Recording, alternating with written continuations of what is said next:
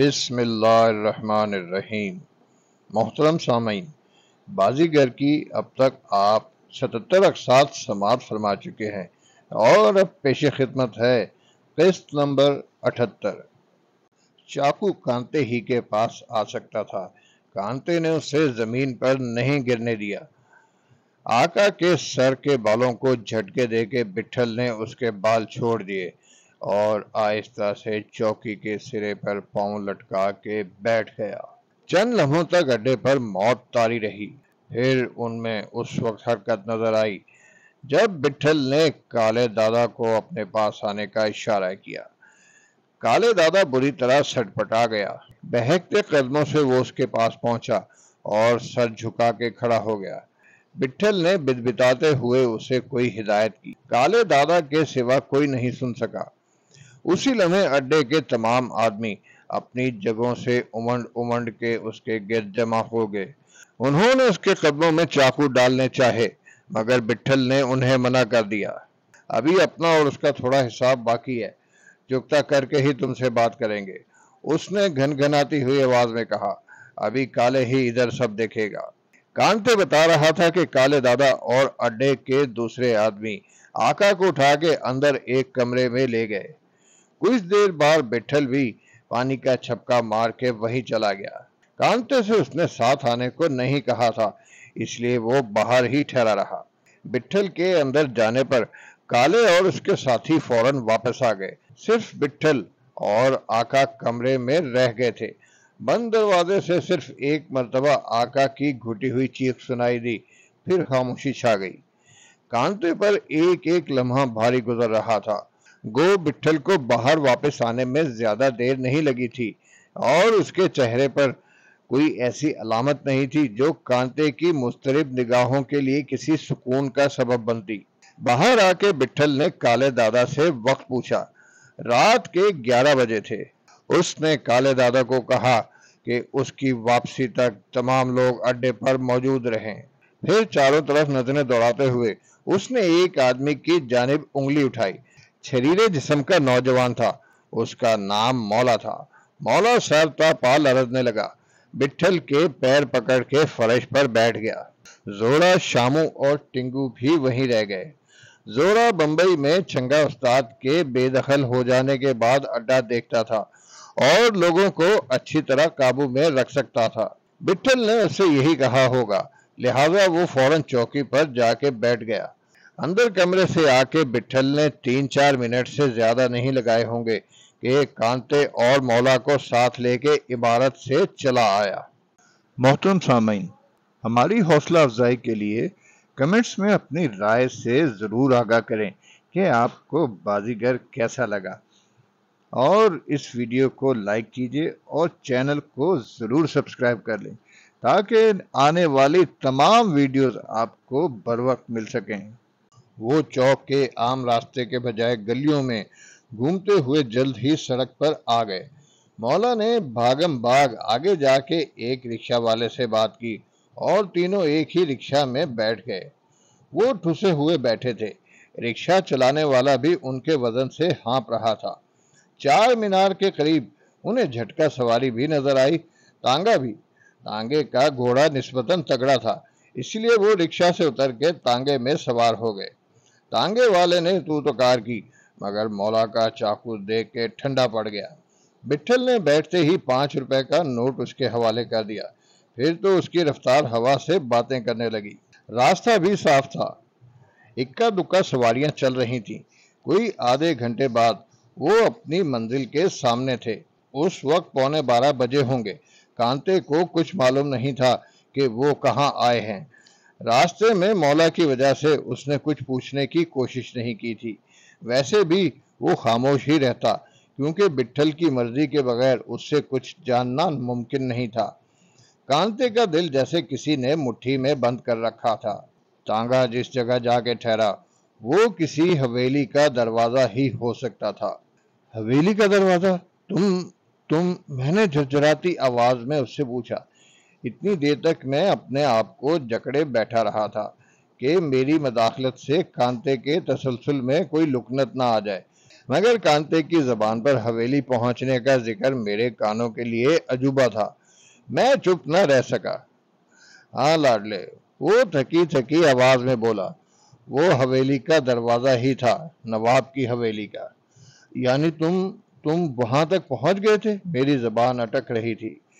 یہی تو بول رہا ہوں، رات سالی بہت اوپر ہو گئی تھی۔ میں نے استاد کو ٹوکنا چاہا کہ ایک رات اور کاٹ دیتے، سویرا ہوتے ہی چلیں گے، لیکن ہم وہاں پہنچ ہی گئے تھے تو میرا کچھ بولنا بیکار جاتا۔ سالہ استاد مان کے نہیں دیتا۔ کانتے کا گلا خشک ہو گیا تھا۔ شامو نے اٹھ کے چارپائی کے پاس رکھی ہوئی سراہی سے ایک کٹورا پانی لا کے اسے دیا۔ کانتے نے ایک ہی سانس میں پورا کٹورا اتار لیا۔ مجھے یقین نہیں آ رہا تھا، مگر کانتے مذاق نہیں کر رہا تھا۔ اس کی آنکھیں جل رہی تھی۔ وہ جس رات کی بات کر رہا تھا، اس دن ہمیں تہہ خانے سے ملازموں کے حصے میں منتقل کر دیا گیا تھا۔ گویا پیرو کا اندازہ بالکل صحیح تھا۔ کسی یقین ہی کی بنیاد پر وہ اتنا پر امید نظر آتا تھا۔ کانتے کے وقفے سے مجھے بے چینی ہو رہی تھی، دل بری طرح دھڑک رہا تھا۔ مجھے گنگ دیکھ کے اس کے ہونٹوں پر پھیکی سی مسکراہٹ نمودار ہوئی۔ کہنے لگا کہ حویلی خاموشی میں ڈوبی ہوئی تھی۔ دروازے کے چوکیدار بندوقیں لیے ہوئے تھے۔ وہ انہیں دیکھ کے بہت حیران ہوئے۔ بٹھل نے ان سے کہا کہ وہ پردیسی ہیں اور بڑے نواب سے اسی وقت ملنا چاہتے ہیں۔ چوکیداروں نے ہچر مچر کی تو بٹھل کو سختی اختیار کرنی پڑی۔ اس نے ان سے کہا کہ نواب کی بھلائی اسی میں ہے کہ جو کچھ ہم کہہ رہے ہیں تم اتنا ہی اس سے جا کے کہہ دو۔ اس نے ان سے کہا کہ نواب کی بھلائی اسی میں ہے کہ جو کچھ ہم کہہ رہے ہیں تم اتنا ہی اس سے جا کے کہہ دو، اور کہو کہ ہم چھوٹے نواب کے متعلق کوئی ضروری بات کرنا چاہتے ہیں۔ اگر وہ سویا ہوا ہو تو اسے جگا دیا جائے۔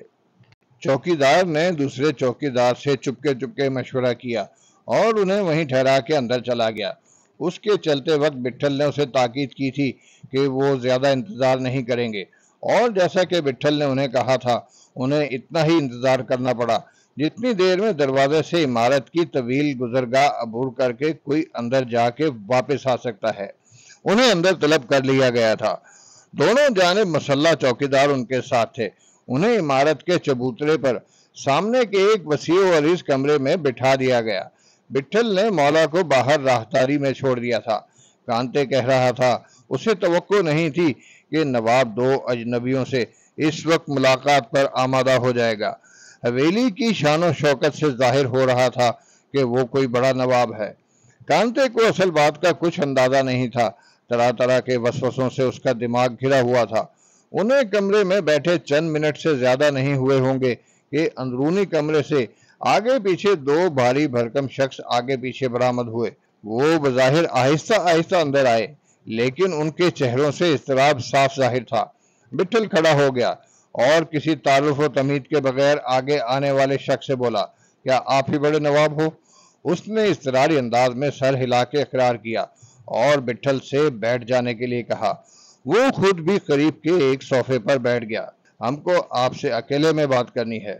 ان کو بولو ابھی کچھ دیر کے لیے ادھر سے چلے جائیں۔ بٹھل نے اس کے پیچھے آنے والے کی طرف اشارہ کرتے ہوئے کہا، یہ اپنے ہی آدمی ہیں۔ نواب گونجیلی آواز میں بولا، پر ہم کو صرف آپ سے بات کرنی ہے۔ نواب نے کچھ توقف کیا اور متجسس نگاہوں سے بٹھل کو گھورتا رہا۔ پھر اس نے اپنے ساتھ آنے والے شخص کو اشارہ کر دیا۔ اس کے جاتے ہی بٹھل نے کہا، دیکھو نواب صاحب، ہم کو کئی زبان میں بات کرنا آتا ہے، لیکن ہم سیدھی اور صاف زبان میں بات کر رہے ہیں، اس بھروسے پر کہ آپ بھی اس کا ویسا ہی جواب دو گے۔ کیا بات ہے؟ نواب نے منتشر لہجے میں کہا، بات آپ کے لیے اتنی بڑی نہیں جتنی اپنے لیے ہے، لیکن آپ کے لیے کسی وقت بھی بڑی ہو سکتی ہے۔ ہم اپنے دو آدمیوں کے لیے آپ کے پاس آئے ہیں۔ کیسے آدمی؟ نواب نے تلخی سے پوچھا۔ ہم کو معلوم تھا آپ یہی جواب دو گے، لیکن ہم یہ سننے کے لیے ادھر نہیں آئے ہیں۔ آپ کیا کہہ رہے ہیں؟ ہم جو بول رہے ہیں سوچ سمجھ کے بول رہے ہیں۔ اتنا بہت سمجھو کہ ہم حویلی میں سیدھے راستے سے آئے ہیں اور آپ سے اپنے دو آدمیوں کے سوا کچھ نہیں مانگ رہے۔ ان آدمیوں کو چھوڑنے کا حکم کر دو نواب صاحب۔ آپ سمجھتے ہو کہ وہ خانم تک پہنچنے کا کوئی راستہ بن سکتے ہیں تو یہ آپ کی بھول ہے۔ وہ مر جائیں گے اور ایسے آپ کو خانم کے بارے میں کچھ نہیں بولیں گے۔ آپ نے ان دو کو ادھر ڈال کے چھتے میں ہاتھ ڈالا ہے، وہ ایک دو نہیں ہیں، آپ گنتی کرتے کرتے تھک جاؤ گے، اور وہ سب ایسے ہی ہیں کہ ان کو لوٹ کے پیچھے دیکھنا نہیں آتا۔ آپ کو ضرور کوئی غلط فہمی ہوئی ہے، نواب نے تمتماتی آواز میں کہا۔ غلط فہمی آپ کو ہوئی ہے، بٹھل نے تندی سے کہا۔ دیکھو نواب، فضول کی بات مت کرو۔ چھوٹے نواب کے حال کا تھوڑا بہت پتہ اپنے کو چلا ہے، پر اس کا یہ مطلب نہیں ہے کہ آپ کاٹ کھانے کو دوڑ چلو۔ اپنے آدمی کو آزاد کر دو نواب صاحب۔ خانم کے بارے میں کوئی بات کرنی ہے تو ہم سے بولو۔ جہاں تک آپ کے آدمیوں کا تعلق ہے، ہم یہی کہہ سکتے ہیں کہ آپ کو دھوکا ہوا ہے، نواب نے سخت لہجے میں کہا۔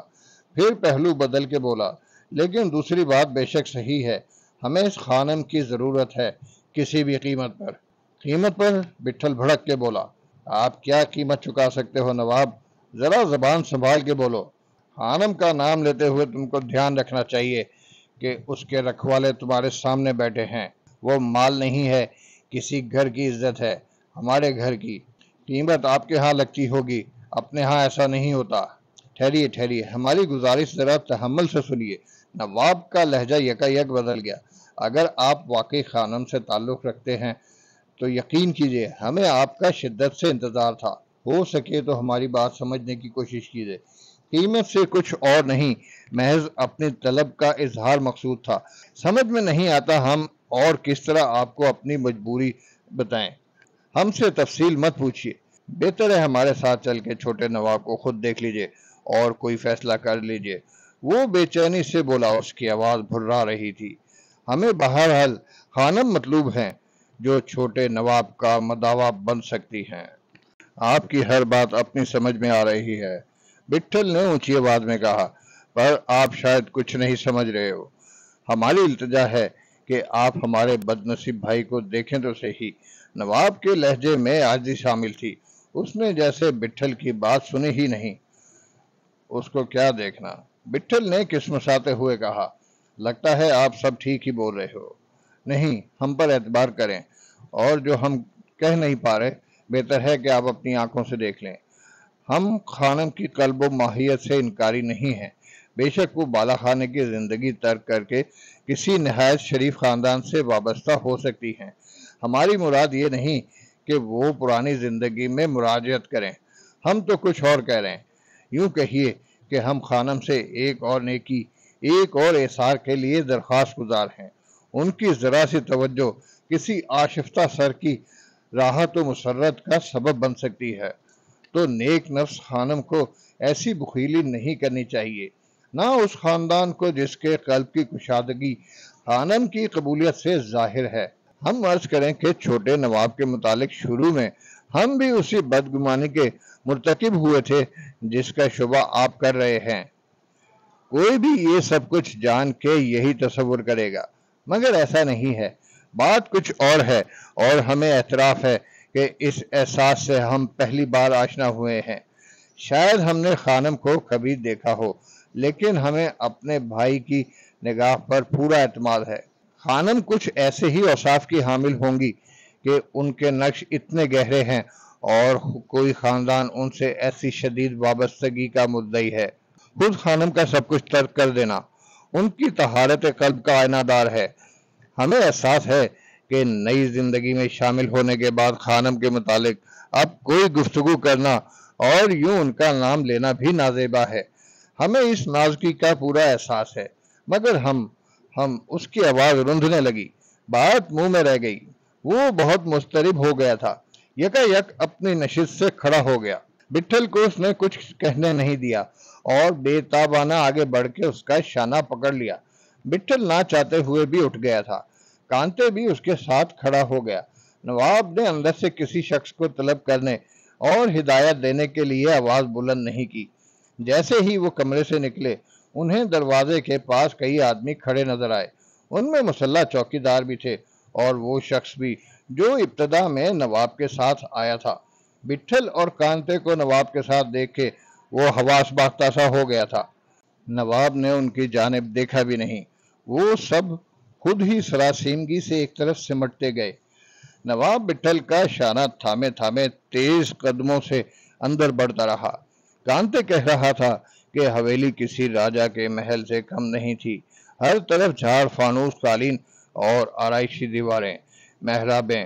انہیں حویلی کے اندرونی حصے میں زیادہ دور نہیں جانا پڑا۔ جہاں وہ بیٹھے تھے وہاں سے 100 قدم ہی چلے ہوں گے کہ نواب کوئی دستک دیے بغیر تیزی سے ایک دروازے میں داخل ہو گیا۔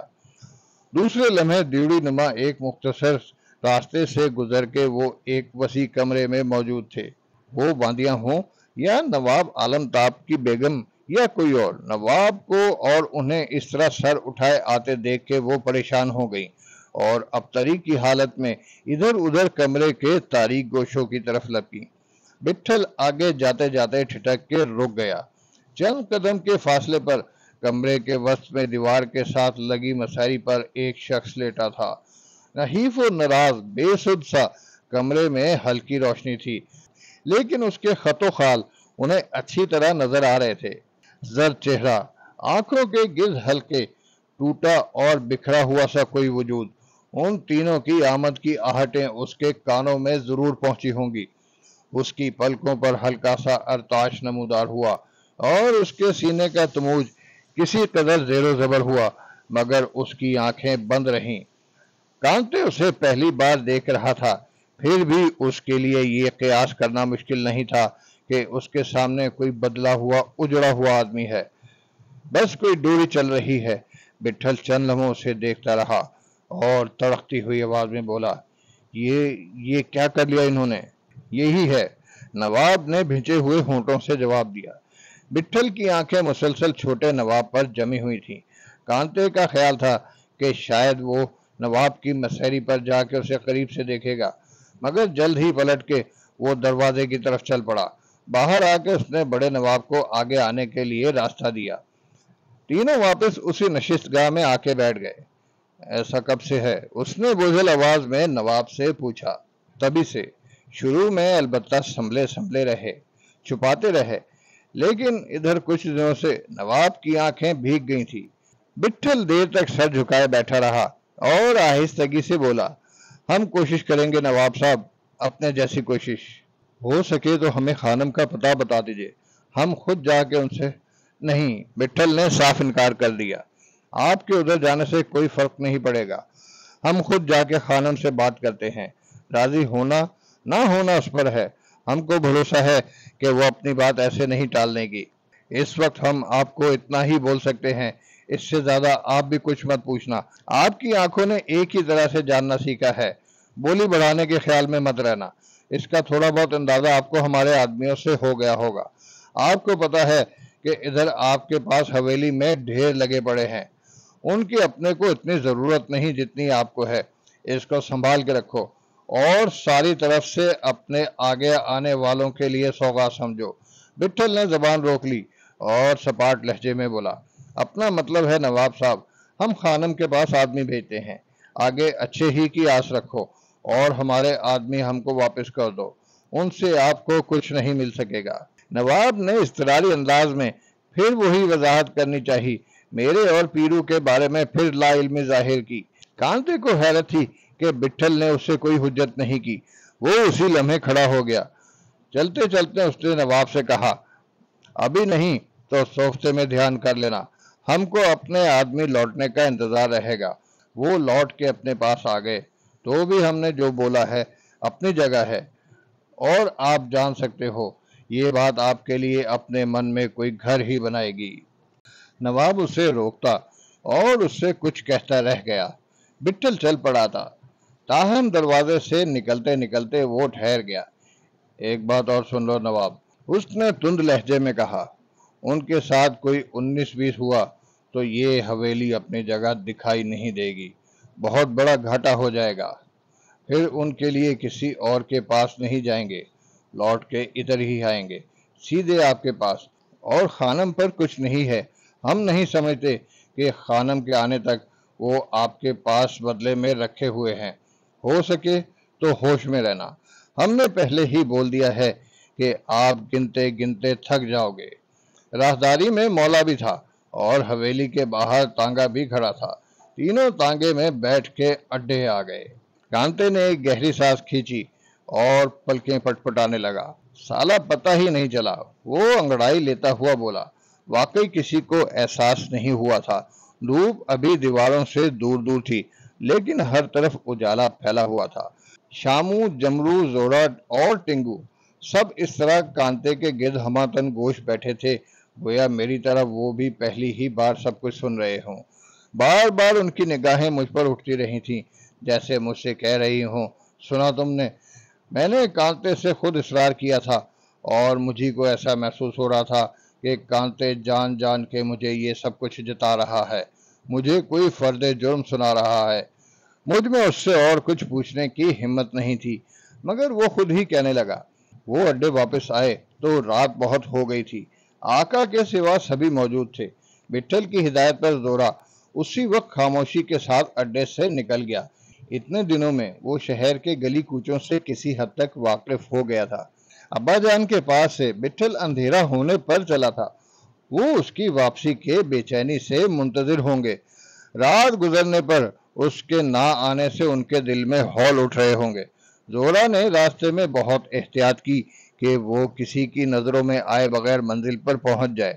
جس وقت وہ ہوٹل میں داخل ہوا تقریباً 2:30 بج رہے تھے۔ کئی دن سے ابا جان کے ساتھ وہ اسی ہوٹل میں مقیم تھا، اس لیے وہ کسی غلط انداز نگاہ کی اسے پرواہ نہیں تھی۔ ابا جان اور مارٹی آہٹیں گن رہے تھے۔ اسے اکیلا دیکھ کے ان کے چہرے زرد پڑ گئے، اور زورا کو انہیں یہ یقین دلانے میں بہت مشکل پیش آئی کہ بٹھل ہی نے اسے بھیجا ہے۔ زورا انہیں زیادہ بتاتا بھی کیا، اسے خود ہی کتنا معلوم تھا۔ وہ نہ کانتے کی طرح بٹھل کے ساتھ تھانوں میں گیا، نہ بڑے نواب کی حویلی میں۔ درمیان میں اسے کانتے سے سنگن لینے کا موقع بھی نہیں ملا تھا۔ بٹھل نے جو کہا تھا اس نے وہی ابا جان کے سامنے دہرا دیا۔ بٹھل نے ابا جان کو پیغام بھیجا تھا کہ میرا اور پیرو کا سراغ بڑی حد تک مل گیا ہے، اور امید ہے کہ بٹھل جلد ان کے پاس بھی پہنچ جائے گا۔ اس کے نہ آنے سے ابا جان گھبرائیں نہیں، وہ کسی سبب سے رک گیا ہے، اور آئندہ بھی ممکن ہے وہ ان سے بار بار نہ مل سکے۔ بہرحال کسی نہ کسی طرح ابا جان سے رابطہ ضرور رکھا جائے گا۔ اس کی کوشش ہوگی کہ کل کسی وقت ابا جان کے پاس پہنچ کے انہیں تفصیل بتا سکے۔ وہ اطمینان سے ہوٹل میں ٹھہرے رہیں اور اپنی جانب سے کوئی قدم نہ اٹھائیں۔ بٹھل کو احساس ہوگا کہ صرف اتنی بات ابا جان کو کبھی مطمئن نہیں کر سکے گی، اس لیے اس نے زورا سے کہہ دیا تھا اگر ابا جان نہ مانے تو وہ انہیں بتا دے کہ بیچ میں ایک بڑے نواب کا معاملہ ہے۔ مگر ابا جان کی یوں بھی کہاں سیری ہوتی، وہ اور بدحواس ہو گئے۔ زورا نے سب ٹھیک ہے، سب خیریت ہے بابا کہہ کے انہیں دلاسا دینے کی اپنے طور پر بہت کوشش کی، لیکن وہ کریت کریت کے پوچھتے رہے، بتاؤ تم کیا چھپا رہے ہو؟ صاف صاف کیوں نہیں بتاتے؟ یہاں سے تم لوگ کہاں گئے تھے؟ کون کون راستے میں ملا؟ اور کیا بات ہوئی؟ زورا کی عجیب شکل تھی۔ ایک طرف سے بٹھل کا خیال تھا کہ جو اس نے کہا تھا اسے اس سے زیادہ زبان نہیں کھولنی چاہیے۔ دوسری طرف وہ ابا جان کی تشفی کے لیے کوئی بڑا جھوٹ بھی نہیں بول سکتا تھا کہ بعد میں ان کے سامنے آنے سے بھی جائے۔ مگر وہ اس کے پیچھے پڑ گئے تھے۔ اسے بتانا پڑا کہ ہوٹل سے نکل کے بٹھل مختلف تھانوں میں گیا تھا، اور تیسرے تھانے میں وہ دیر تک رکا رہا، اور وہی آخری تھانہ تھا جہاں سے چل کے 4 مینار کے قریب ایک ہوٹل میں انہوں نے کھانا کھایا۔ اس کے بعد سیدھے بازار کے اڈے چلے گئے۔ آقا کا سارا واقعہ زورا نے ابا جان کو بتانا ضروری نہیں سمجھا، بس اتنا کہ اڈے کے دادا سے الگ کمرے میں بٹھل گھنٹے بھر کے قریب باتیں کرتا رہا۔ یہاں سے نکلتے ہی باقی چاروں کو روک کے وہ کانتے کے ساتھ کہیں چلا گیا۔ تھوڑی دیر پہلے ہی اڈے واپس آیا تھا۔ زورا مزید کچھ بتانے سے مسلسل انکار کرتا رہا تو ابا جان کو بھی خاموش ہو جانا پڑا۔ زورا کو صاف محسوس ہو گیا تھا کہ وہ اس سے کچھ ناراض ہو گئے ہیں۔ بعد میں انہیں چپ سی لگ گئی۔ ابا جان نے اب تک خود کو باندھے رکھا تھا۔ جب تک کوئی دوسرا نہیں ہوتا آدمی اپنا آسرا خود ہوتا ہے۔ سہارا ملنے پر آدمی سنبھلنے کے بجائے کبھی ٹوٹنے اور بکھرنے بھی لگتا ہے۔ بٹھل ان کے لیے دوسرا پیغام بھی بھیج سکتا تھا۔ ہر صورت میں کم و بیش ان کا یہی حال ہوتا۔ بٹھل اگر یہ بھی کہلوا بھیجتا کہ ہم دونوں سے مل گئے ہیں، تو بھی اس وقت تک ان کی بےکلی دور نہ ہوتی جب تک وہ اپنی آنکھوں سے ہمیں دیکھ نہ لیتے۔ بٹھل کے آنے کے بعد ابا جان کو شاید یہی توقع ہوگی کہ بس اس کے آنے کی دیر ہے، آتے ہی وہ کوئی سحر پھونکے گا اور ہمیں اپنے ساتھ لے کر ہی لوٹے گا۔ زورا کہہ رہا تھا کہ مارٹی بھی اس سے کھنچا کھنچا تھا۔ اس کے خیال میں ابا جان کو نہیں تو کم از کم اسے زورا کو اصل بات بتا دینی چاہیے تھی۔ حالانکہ زورا نے اڈے پر پیش آنے والے واقعے کی رویداد کنایتاً اسے سنا دی تھی۔ وہ تینوں باقی رات جاگتے ہی رہے۔ مارٹی اور زورا کے کہنے پر ابا جان بستر پر لیٹ گئے تھے، مگر 5 منٹ بھی نہ بیتے ہوں گے کہ اٹھ کے صبح سورج نکلنے تک مصلے پر بیٹھے رہے۔ بٹھل نے زورا سے واپسی کے لیے کچھ نہیں کہا تھا، اس لیے صبح ہونے کے باوجود وہ ہوٹل سے نہیں نکلا، مگر وقت گزرنے کے ساتھ اس کی بے چینی بڑھتی جا رہی تھی۔ پھر کوئی 9 بجے ہوں گے کہ کسی نے دروازہ کھٹکھٹایا۔ زورا ہی نے بڑھ کے کھولا۔ شامو ان کے سامنے موجود تھا۔ تینوں نے اسے گھیر لیا، لیکن شامو نے عجلت ظاہر کی اور ابا جان سے کہا کہ وہ کسی تاخیر کے بغیر فیض آباد میں بڑے صاحب منیر علی کے نام ارجنٹ تار بھیج دیں کہ خانم پہلی گاڑی سے حیدرآباد پہنچ جائے۔ بٹھل نے ایک تار کے بعد دوسرا تار بھیجنے کی ہدایت کی تھی۔ ابا جان یہ سن کے اور ناتواں ہو گئے ہوں گے۔ انہوں نے شامو سے اس کی وجہ پوچھنی چاہی، وہ بھی انہیں زورا سے زیادہ کچھ نہ بتا سکا اور چائے کی ایک پیالی پی کے فوراً روانہ ہو گیا۔ صبح صبح کا وقت تھا، ابھی بازار سنسان پڑے ہوں گے، کسی کو اس کا آنا جانا محسوس نہیں ہوا۔ شامو 1-1.5 گھنٹے بعد اڈے واپس پہنچ چکا تھا۔ بٹھل رات ہی کو یہ پیغام زورا کے ذریعے بھیج سکتا تھا، مگر یا تو اس کا ارادہ سویرے کسی وقت خود تار دینے کا تھا جس کا اسے موقع نہ مل سکا، یا پھر ابا جان کو حقیقت حال سے بتدریج آگاہ کرنا اس نے مناسب جانا تھا۔ اس نوعیت کی کوئی بات ان کے لیے مزید تقدر کا سبب بن سکتی تھی۔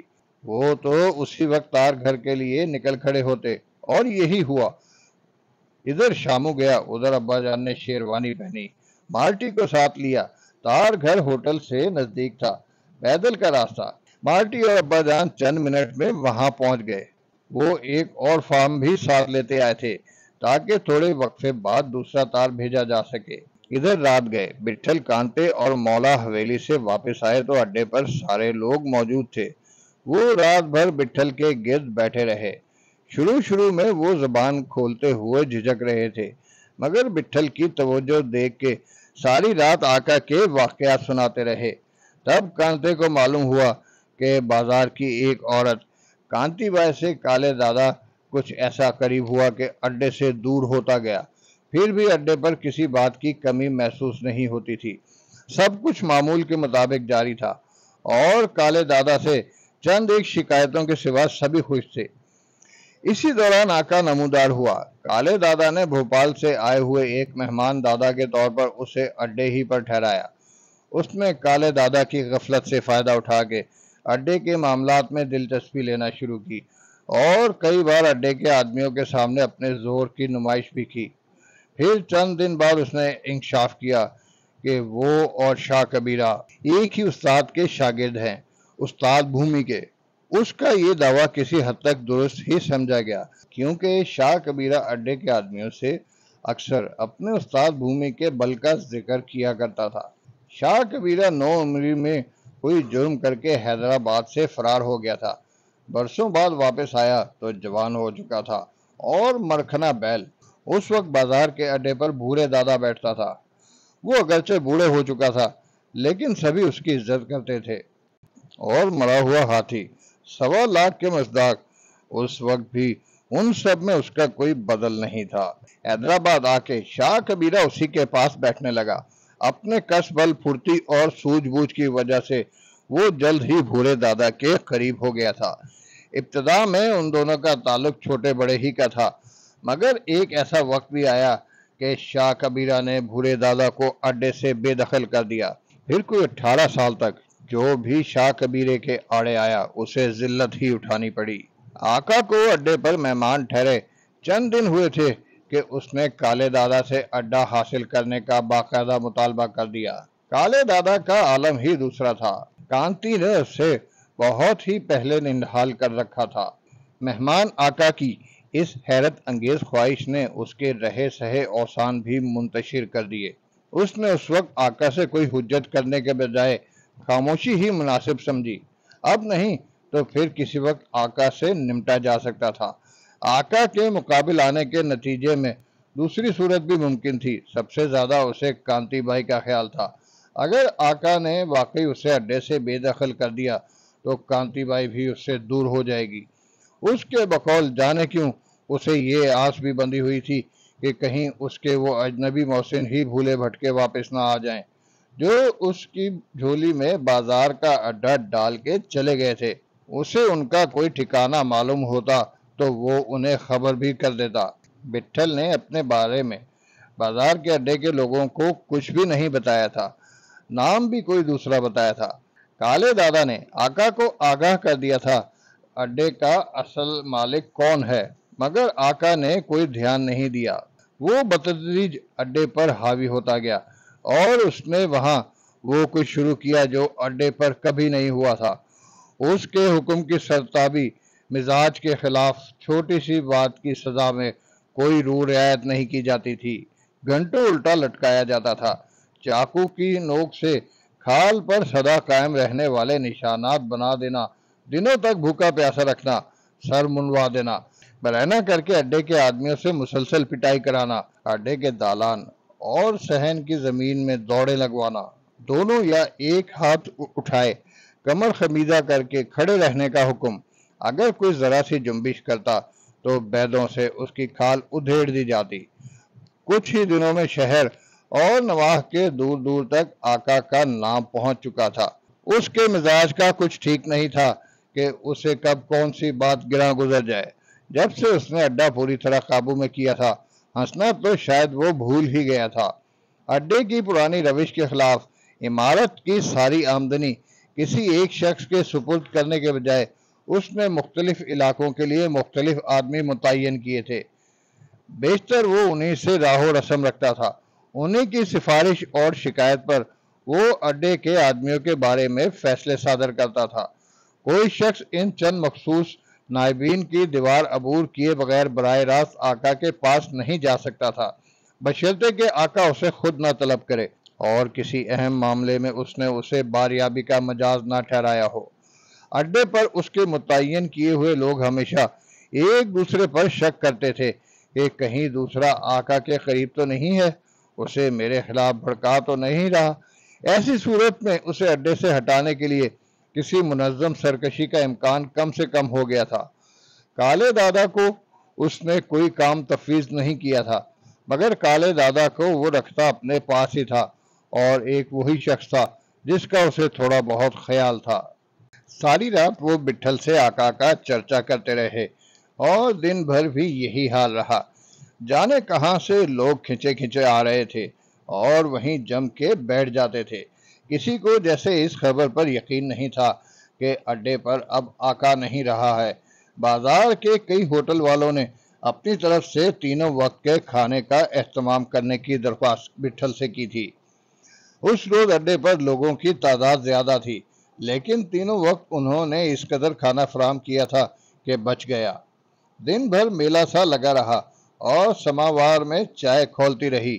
رات کو کئی بالا خانوں کی طرف سے اڈے پر مجرا کرنے کی پیشکش بھی کی گئی، لیکن بٹھل نے منع کر دیا۔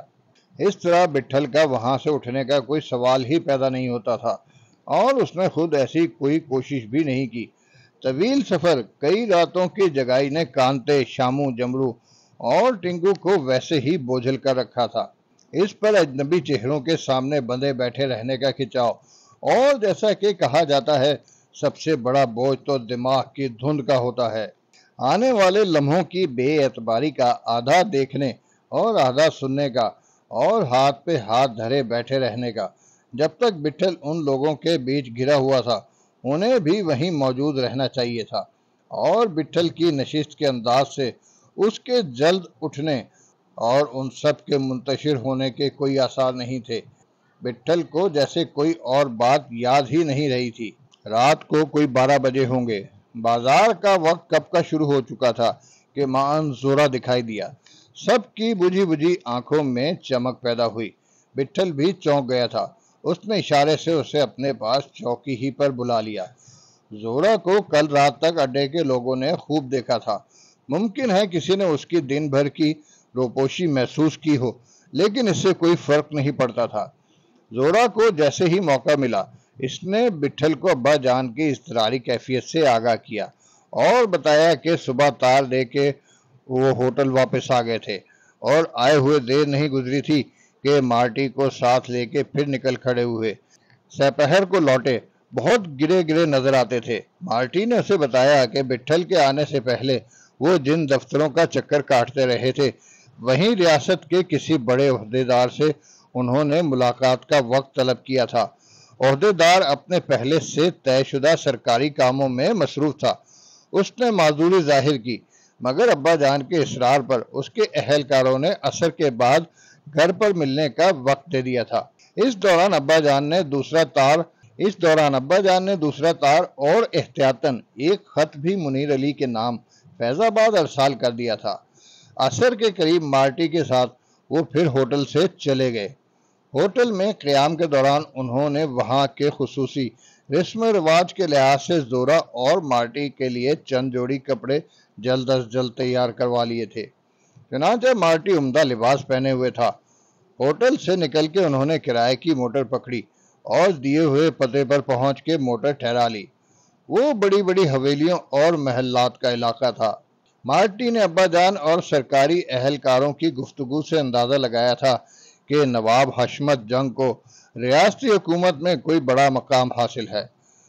دربار میں براہ راست ان کا عمل دخل ہے۔ نواب کو یاد تھا، انہوں نے دروازے پر اپنی آمد کی اطلاع دی تو انہیں فوراً بلا لیا گیا۔ اندر نواب کے معتمد نے انہیں ہدایت کی کہ وہ مختصر گفتگو کریں، کیونکہ نواب صاحب کے پاس وقت کم ہے۔ کچھ دیر بعد انہیں کنگ کوٹھی کی ایک دعوت میں شرکت کرنی ہے۔ پھر معتمد انہیں ایک دوسرے کمرے میں لے گیا۔ وہاں ایک چوڑا چکلا بھاری بھرکم شخص ان کا منتظر تھا۔ ابا جان نے تعظیم دینے کے بعد کہا کہ ان کے آنے کی کوئی خاص غرض نہیں۔ انہوں نے ریاست اور بیرون ریاست میں شرفاء سے نواب حشمت جنگ کی بہت تعریف سنی ہے، چنانچہ صرف نیاز حاصل کرنا ان کی آمد کا مقصد ہے۔ نواب عجلت میں تھا، کسی قدر چین بچین ہوا، مگر رسماً اس نے ابا جان کا شکریہ ادا کیا۔ اس کے استفسار پر ابا جان نے بتایا، سرے دست وہ یوپی سے آ رہے ہیں، لیکن سارے ہندوستان ہی کو انہیں اپنا گھر کہنا چاہیے۔ ان کی زندگی کا بڑا حصہ جہاں نوردی میں گزرا ہے۔ یہ اتفاق ہے کہ حیدرآباد پہلی بار آنا ہوا، اور جیسا انہوں نے سنا تھا، ریاست کی وہی شان و شوکت انہوں نے دیکھی۔ ان کا جی چاہتا ہے کہ وہ اپنی باقی زندگی یہیں گزار دیں۔ ابا جان کی شائستگی سے نواب کچھ متاثر ہوا اور کہنے لگا، ضرور۔ ریاست حیدرآباد نے ہمیشہ باہر سے آنے والے شرفاء کے لیے اپنا سینہ کشادہ رکھا ہے۔ یقیناً یہاں حسب دل خواہ آپ کی پذیرائی ہوگی۔ ابا جان نے کہا، بے شک انہیں یہی توقع ہے۔ اور وہ بولے، ویسے بھی حیدرآباد ان کے نوادر جمع کرنے کے شوق کے لیے نہایت موزوں جگہ ہے۔ یہاں ہر طرف انہیں صاحب ذوق لوگ نظر آتے ہیں۔ نوادر کے ذکر پر نواب نے پہلی مرتبہ دلچسپی ظاہر کی اور تجسس سے پوچھا، کس قسم کے نوادر؟ ابا جان نے شیروانی کی جیب سے ایک ڈبیا نکالی اور نواب کے سامنے پیش کر دی۔ نواب نے جھجکتے ہوئے اسے کھولا۔ اس کی آنکھیں خیرہ ہو گئیں۔ ڈبے کی سرخ مخمل میں ایک نہایت خوبصورت ہیرا دمک رہا تھا۔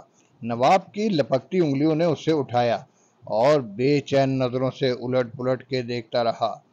ہیرے کی چمک دمک دیکھنے کے لائق تھی۔ مارٹی کے بیان کے بموجب نواب حشمت جنگ پر حیرت کا عالم طاری تھا۔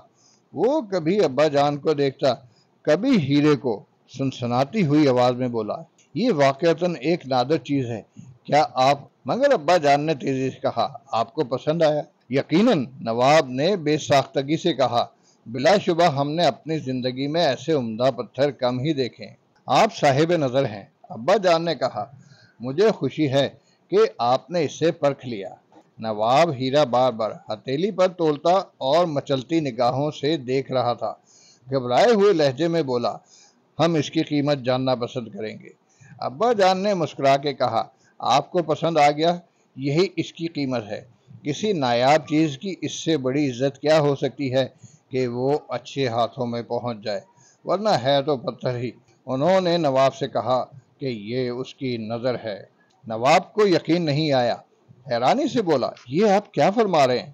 ابا جان نے متانت سے کہا کہ وہ ہیرا اسی ارادے سے یہاں لائے ہیں، یہ ایک نیاز مند کی جانب سے اسے قبول کیا جائے۔ نواب کے لیے یہ سب کچھ نہایت عجیب تھا۔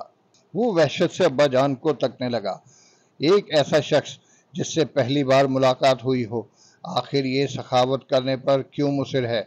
اس کے دل میں ہزار شعبے گونج رہے ہوں گے، بہروپیوں سے متعلق مشہور روایتیں، مگر دوسری طرف ابا جان کی وضاقتہ، ان کے سلجھے ہوئے طرز گفتگو، ان کی نشست و برخاست بھی اس کے پیش نظر ہوگی۔ ابا جان بھی اس کے سر میں بن بناتے ہوئے فطری خدشات سے بے خبر نہیں تھے۔ انہوں نے صاف گوئی سے کہا، بے شک یہ ذرا کچھ قبل از وقت ہے، کسی قدر غیر متناسب سا معلوم ہوتا ہے۔ انہیں اندازہ ہے کہ کسی اجنبی کی ایسی پیشکش پر نواب بھی دل میں بہت کچھ سوچ سکتا ہے، تاہم مناسب ہوگا کہ کسی بدگمانی سے پہلے نواب ان کی عمر کا خیال ضرور کرے اور اسے ایک علامت ہی تصور کیا جائے، اور علامت سے ان کی غرض و عنایت اس کے سوا کچھ نہیں کہ وہ نواب حشمت جنگ جیسے شرفا سے رفاقت کے طالب ہیں، ایک ذی وقار دوست سے حیدرآباد میں اپنے قیام کی ابتدا کرنے چاہتے ہیں۔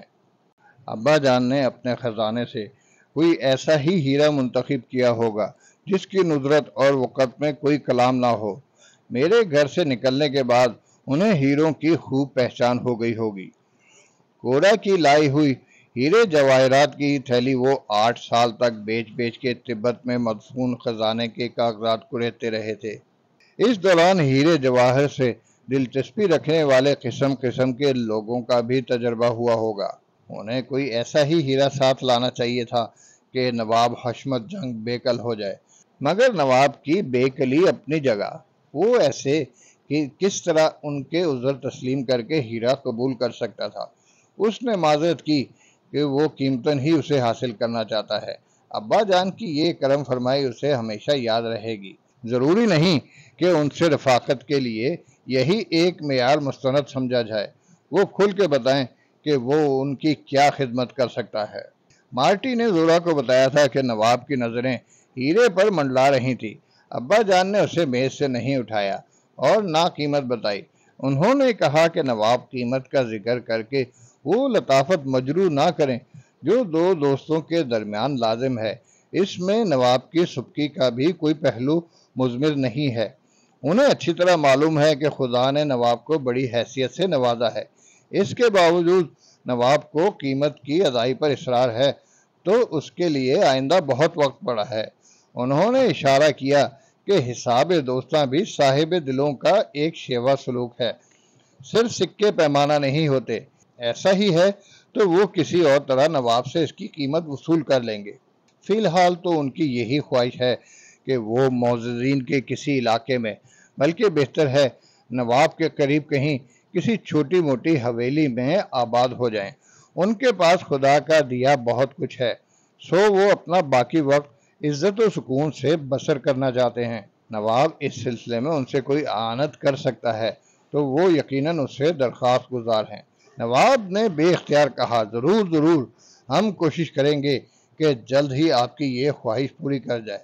چائے آ چکی تھی، لیکن نواب نے ناظم کو طلب کر کے ہدایت کی کہ وہ دوسرے کمرے میں اپنے معزز مہمانوں کے ساتھ چائے نوش کریں گے۔ اس دوران اس نے ابا جان سے ان کے قیام کے بارے میں پوچھا۔ ابا جان نے نہیں چھپایا کہ وہ کئی دن سے ویکا جی ہوٹل میں ٹھہرے ہوئے ہیں۔ انہوں نے نواب کو بتایا کہ ان کا خاندان 3 لڑکوں اور 3 لڑکیوں پر مشتمل ہے۔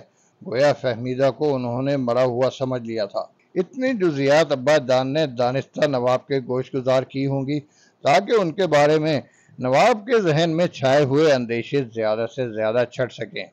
حیدرآباد کے سب سے بڑے ہوٹل ویکا جی میں قیام بھی ان کی گفتگو اور لہجے کے اعتماد سے مطابقت رکھتا تھا۔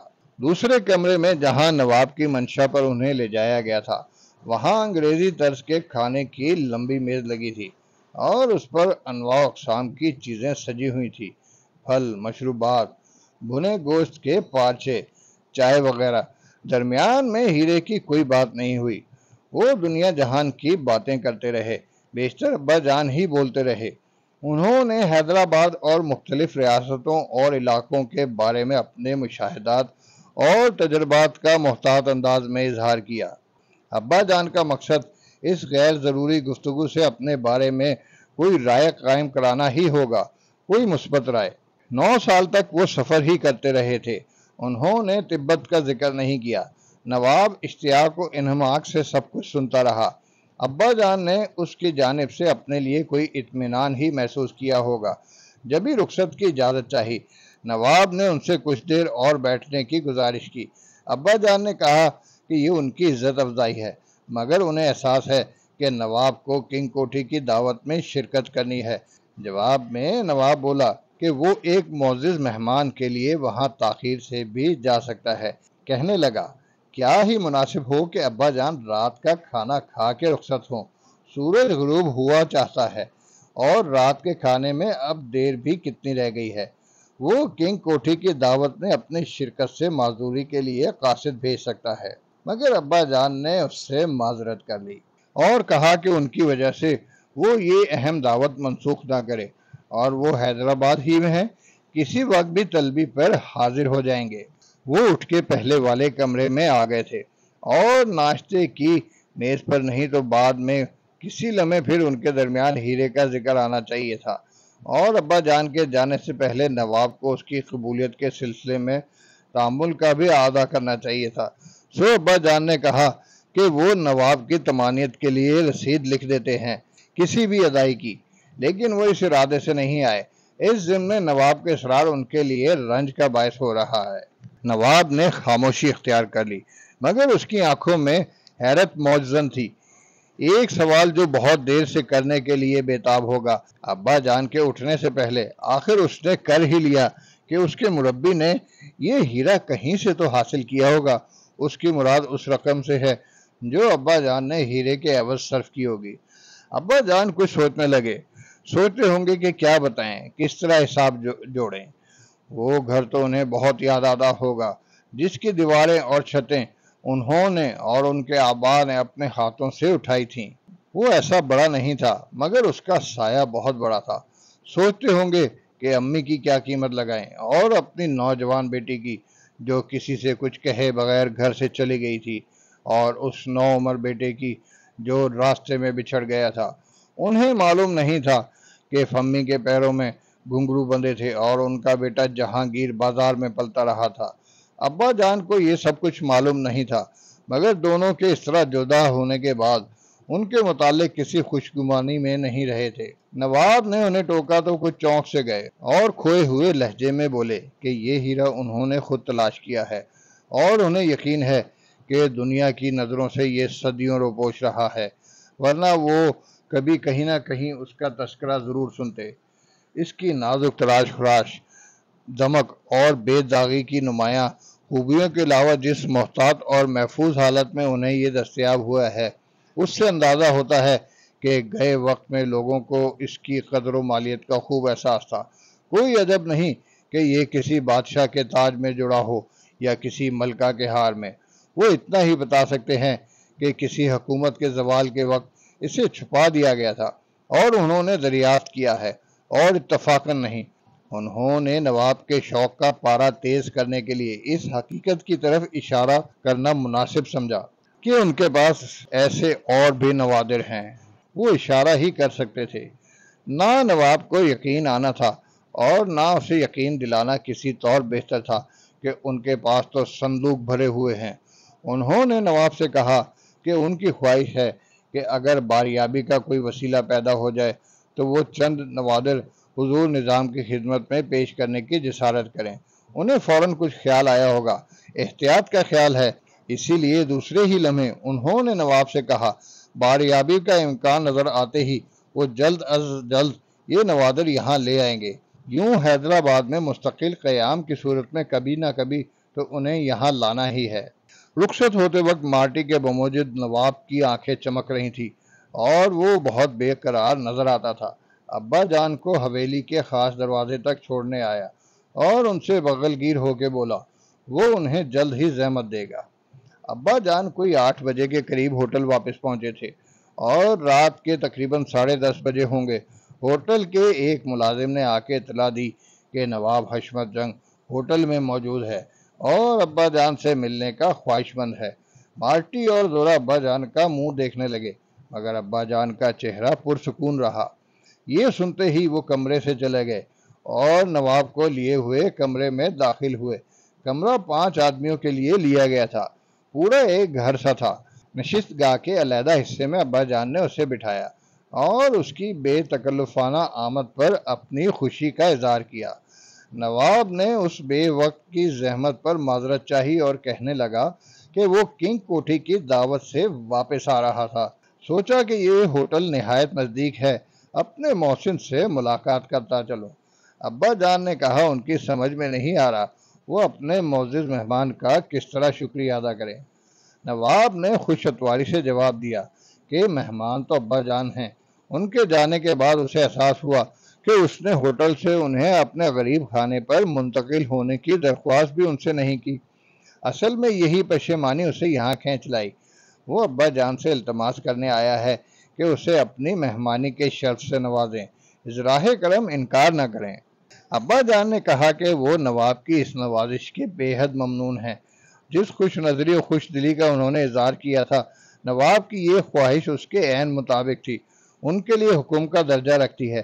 انکار کی کسے مجال، وہ ابھی چلے چلتے، مگر انہیں اجازت دی جائے تو وہ لب کشائی کی جرت کریں کہ ابھی بوجہ ان کا یہاں ٹھہرنا ضروری ہے، انہیں یہاں کوئی بے آرامی نہیں ہے۔ چند ضروری امور سے فراغت پاتے ہی وہ کسی دن خود آ جائیں گے۔ بہتر ہے نواب اصرار کر کے انہیں آزمائش میں نہ ڈالے۔ نواب نے بھی ان کا عذر تحمل سے سنا اور کہنے لگا ہمارے لیے اپنے والا مرتب بزرگ کی خوشنودی بہر صورت مقدم ہے، ہماری جانب سے وہ خاطر جمع رکھیں۔ ہم نے محض درخواست کی ہے، مگر ذرا سوچئے یہ کیسی عجیب بات ہے، کوئی شخص ہم پر ایسی عنایت کرے، ہماری رفاقت کا ایسا بڑا مدعی ہو اور اس شہر میں ہمارے ہوتے وہ ہوٹل میں قیام کرے۔ پھر خود ہی بولا اگر یہاں قیام سے مقصود مشاغل اور ارادے کی آزادی ہے تو وہ یقین دلاتا ہے کہ حویلی میں بھی انہیں کوئی شکایت نہیں ہوگی۔ وہ چاہیں تو اس کی اقامت گاہ کے نزدیک پہاڑی کے اس طرف دوسری حویلی میں قیام کریں جہاں اس نے زندگی کے 20 سال گزارے ہیں، اور اس نے بتایا کہ نئی حویلی میں وہ کوئی 3 سال ہوئے منتقل ہوا ہے۔ پرانی حویلی میں اب اس کے وہی مہمان قیام کرتے ہیں جو گھر کے روایتی رکھ رکھاؤ سے گھبراتے ہیں۔ اس نے پیشکش کی کہ اگر ابا جان پسند کریں تو مستقل وہیں قیام کریں، جیسا کہ وہ ابا جان کی گفتگو سے سمجھا ہے۔ حویلی میں وہ تمام لوازم مہیا ہیں جن کی ابا جان کو کسی مکان میں تلاش ہو سکتی ہے۔ گزشتہ دنوں یہاں کے ایک نواب نے اس سلسلے میں بات کی تھی، مگر اس کا جی آمادہ نہ ہوا کہ وہ اپنے مرحوم باپ کی نشانی فروخت کر دے۔ بہت توجہ سے اسے والد مرحوم نے تعمیر کرایا تھا۔ البتہ ابا جان کی بات دوسری ہے، فروخت کرنے کے بجائے وہ حویلی اپنے کسی شخص کے حوالے کرنا پسند کرے گا جس کا ذوق مستند ہو اور وہ اس کی نگہبانی اس طرح کر سکے جس طرح سابق بکین کرتے رہے ہیں۔ کوئی جگہ ترک کرنے کے بعد اس سے عملاً وابستگی کی یہ خواہش بھی عجیب ہے، لیکن ہے ایسا ہی۔ شاید وہ ذہنی طور پر ابھی تک پرانی حویلی میں مقیم ہے۔ ابا جان نے قطع کلام کی معذرت چاہتے ہوئے کہا کہ وہ حویلی کو اپنا مستقل مسکن بنانا پسند نہیں کریں گے کہ نواب ان سے اس کی قیمت لینا پسند نہیں کرے گا، اور یہ ایک طرح ان کے لیے ایک ناخوشگوار صورت ہوگی۔ کیا وہاں ان کے سینے میں مسلسل یہ خلش گردش نہیں کرتی رہے گی کہ انہوں نے کسی بدلے میں کسی چیز کے تبادلے میں حاصل کیا ہے؟ نواب کے لیے صورتحال ممکن ہے کسی آسودگی کا سبب بن سکے، ان کے لیے نہیں۔ لہذا حویلی کا ذکر ہی چھوڑ دیا جائے اور کسی ایسے مکان کی بات کی جائے جس کا نواب سے کوئی تعلق نہ ہو۔ نواب نے کہا اسے معلوم تھا کہ ابا جان سے اسے یہی کچھ سننے کو ملے گا۔ ان کی یہ صاف گوئی اسے اچھی لگی ہے، لیکن عارضی طور پر وہاں منتقل ہو جانے میں کیا حرج ہے؟ اس نے دوبارہ ابا جان کو یقین دلایا کہ وہاں ان کے مشاغل میں کوئی رکاوٹ پیش نہیں آئے گی۔ اس نے مسکرا کے کہا، وہ ضمانت دے سکتا ہے کہ انہیں یہاں سے زیادہ سکون میسر ہوگا۔ انکار کی کوئی گنجائش رہ نہیں گئی تھی، تاہم ابا جان نے جواب میں وہی عذر کیا جو پہلے کر چکے تھے۔ انہوں نے کہا، نواب حشمت جنگ کا مہمان ہونا ان کے لیے سعادت ہے۔ وہ تو نہایت کم حیثیت آدمی ہیں، اور یہ کسی صاحب حیثیت کے لیے بھی ایک بڑا اعزاز ہے۔ وہ ضرور حویلی میں آ کے ٹھہریں گے، لیکن چند دن بعد، چند دنوں کے لیے انہیں معذور سمجھا جائے۔ نواب نے پھر کچھ نہیں کہا۔ ابا جان نے چائے کے لیے کہا، لیکن اس نے لیموں کا شربت نوش کیا اور تھوڑی دیر تک بیٹھا رہا۔ باتوں باتوں میں بولا۔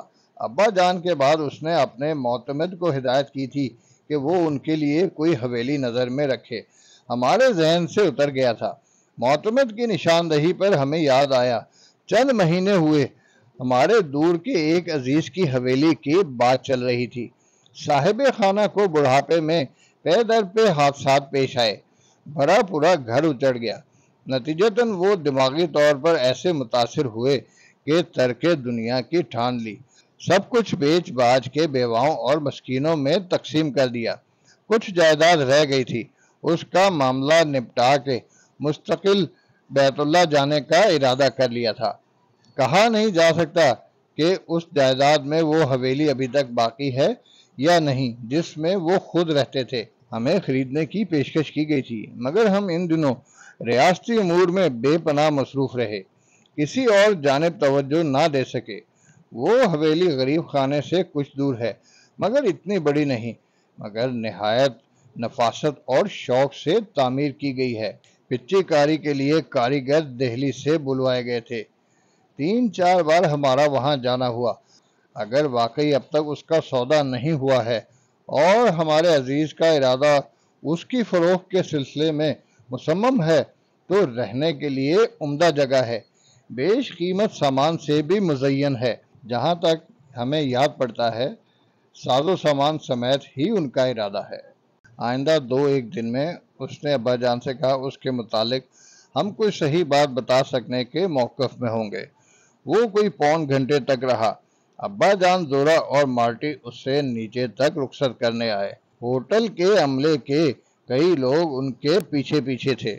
اس کے جاتے ہی زورا کو ابا جان نے ٹھل کی خیریت معلوم کرنے بھیج دیا تھا، اور زورا ان سے کہہ کے آیا تھا کہ اگر اسے دیر ہو گئی اور رات کو آنا مناسب نہ ہوا تو وہ صبح اول وقت واپس آ جائے گا۔ کانتے، شامو، جمرو اور ٹنگو کی نگاہیں بٹھل کے چہرے پر جمی ہوئی تھیں۔ درمیان میں اس کی پیشانی پر چند لمحوں کے لیے شکنیں نمودار ہوئی تھیں، مگر زورا کے خاموش ہو جانے پر وہ ارد گرد اور آمنے سامنے بیٹھے ہوئے لوگوں کی طرف متوجہ ہو گیا۔ زورا کو اس نے روک لیا تھا اور اسے آئے ہوئے وقت گزر گیا تھا۔ رات کے 2 بجے ہوں گے۔ کچھ لوگ چلے گئے تھے، مگر بڑی تعداد باہر موجود تھی۔ صحن اور دالان میں وہ ادھر ادھر ہر جانب اوندے سوندے پڑے تھے۔ بٹھل چوکی سے اٹھ گیا، پھر تو جیسے سبھی بیدار ہو گئے۔ بٹھل نے کالے دادا سے کہا کہ وہ ان سب سے کہے کہ کچھ دیر کمر سیدھی کر لیں۔ کالے دادا خود کئی بار بٹھل کو ٹوک چکا تھا اور بٹھل کے اشارے ہی کا منتظر تھا۔ صحن میں دریاں بچھی ہوئی تھی، اکثر لوگ وہیں دراز ہو گئے، صرف چند باہر گئے ہوں گے جن کے ٹھکانے اڈے سے دور نہ تھے۔ زورا، کانتے، شامو، جمرو اور ٹنگو بھی بٹھل کے ساتھ اوپر چھت پر چلے آئے تھے۔ سب کے جسم ٹوٹ رہے تھے۔ شامو اور ٹنگو تو بستر پر لیٹتے ہی غافل ہو گئے، مگر باقی سب جاگتے رہے۔ صبح کے وقت کانتے کی آنکھ لگی ہی تھی کہ بٹھل نے اسے اٹھا لیا۔ زورا جاگ ہی رہا تھا۔ اڈے پر مکمل خاموشی چھائی ہوئی تھی اور ہاتھ کو ہاتھ سجھائی نہ دینے والا اندھیرا ابھی تک ہر سو طاری تھا۔ تینوں نے جلدی جلدی غسل کیا اور لباس تبدیل کر کے عمارت سے نکل آئے۔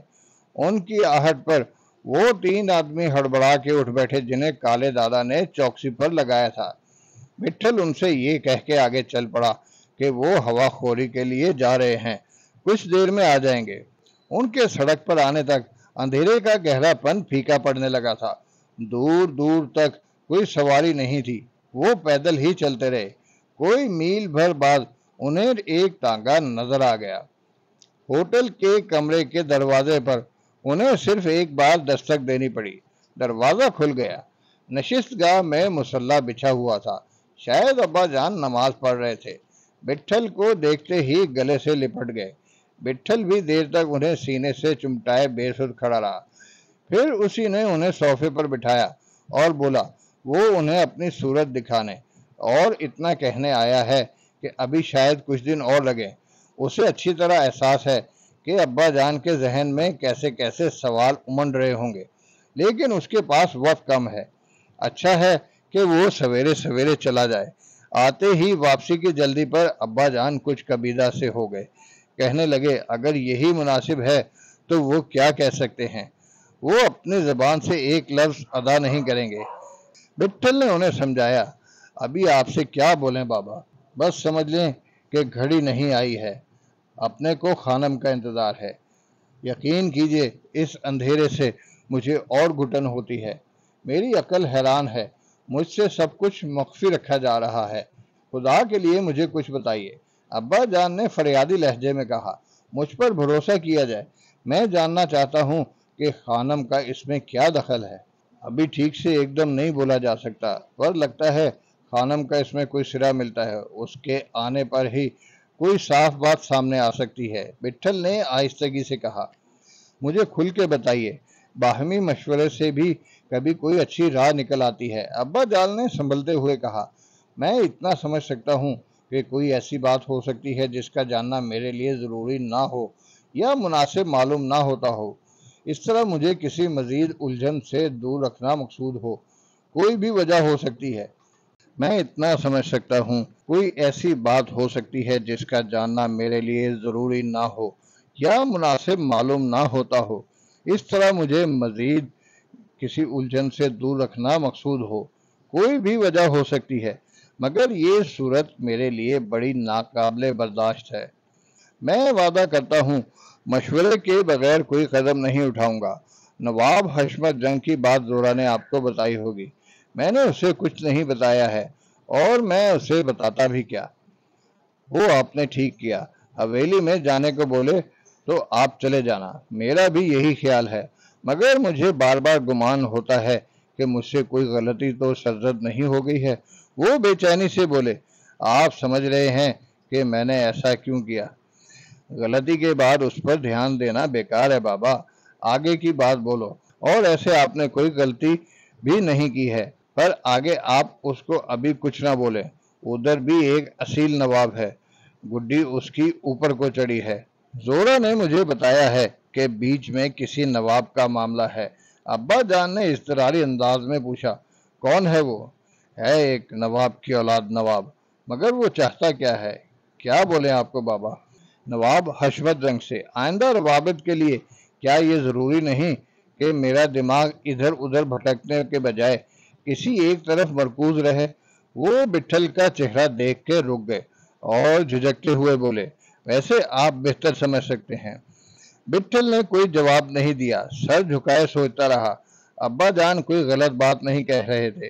حیدرآباد میں میرا اور پیروں کا اچانک آنا اور یوں روپوش ہونا، یہاں آ کے بٹھل کا ان سے دور رہنا، کبھی نواب کا ذکر اور خانم کا نام۔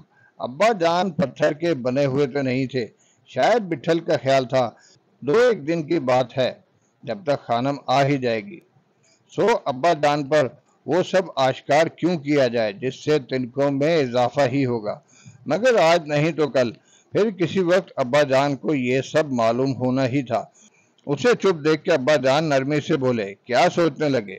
بخدا میں آپ کو مجبور نہیں کروں گا، مجھے کچھ مت بتائیے۔ نہیں بابا، مجبوری کی بات نہیں ہے، بٹھل نے سر اٹھا کے کہا آپ سب ٹھیک بولتے ہو، اب کون سا پردہ رہ گیا جو آپ سے کچھ چھپایا جائے؟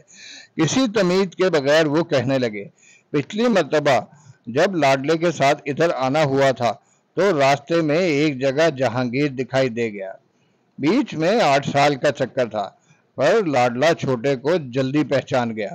اسی کا پیچھا کرتے ہوئے ہم دونوں خانم کے گھر تک پہنچ گئے جو بازار میں رہتی تھی۔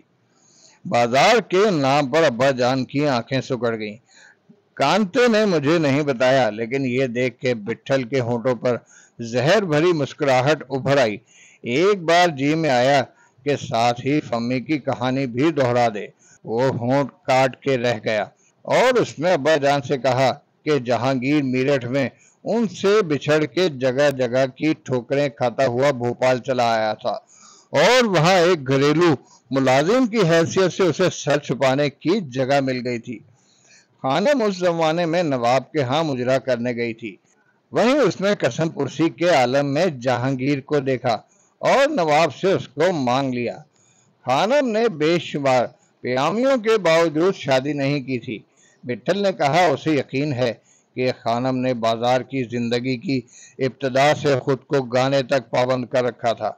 بازار میں رہتے ہوئے بھی وہ بازار سے بیگانہ تھی۔ اسے قدرت نے صورت و حسن کے ساتھ بہت اچھی آواز سے بھی نوازا تھا۔ آواز ہی اس کی زندگی تھی۔ اس کو جلا دینے کے لیے وہ شب و روز مسترق رہتی تھی۔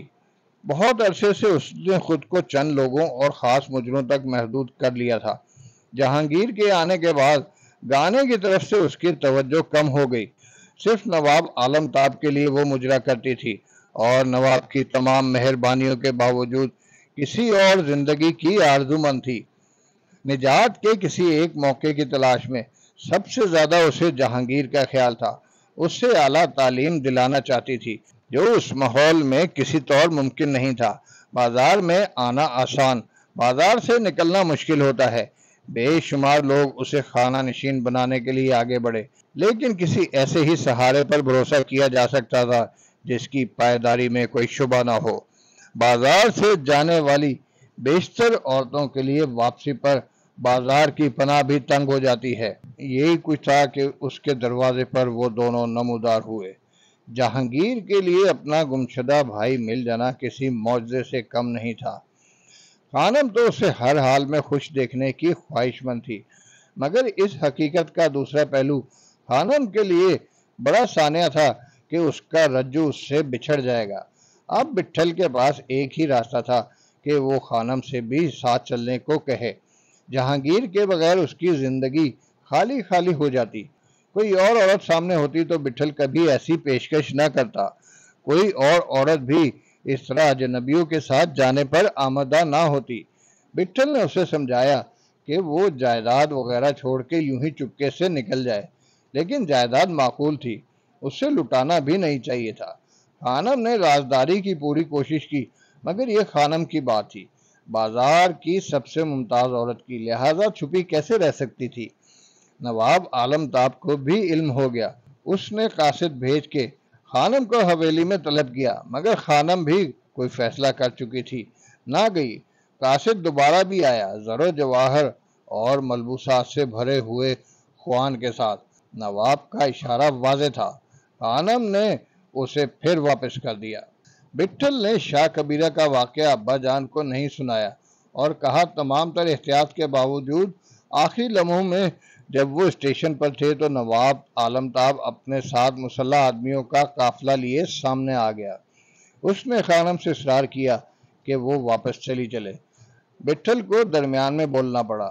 اس نے دور کھڑے نواب کے ساتھ آنے والے آدمی اور ان کے تیور دیکھ لیے تھے۔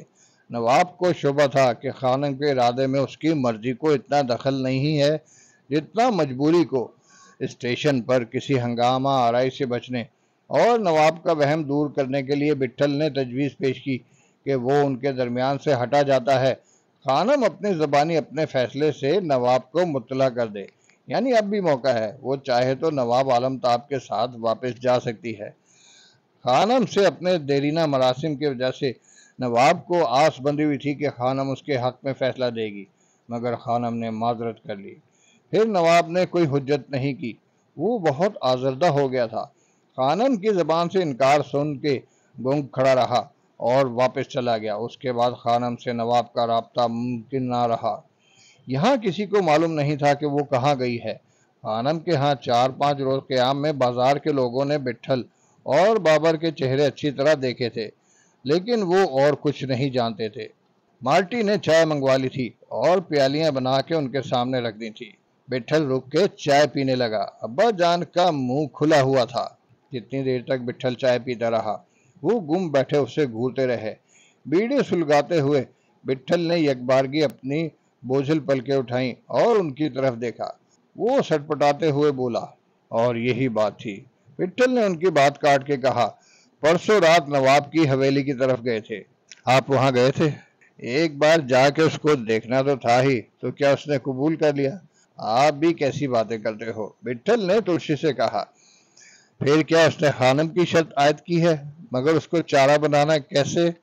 کم از کم آپ جو سمجھ رہے ہو ویسا نہیں ہے، بٹھل نے ڈوبتی ہوئی آواز میں کہا۔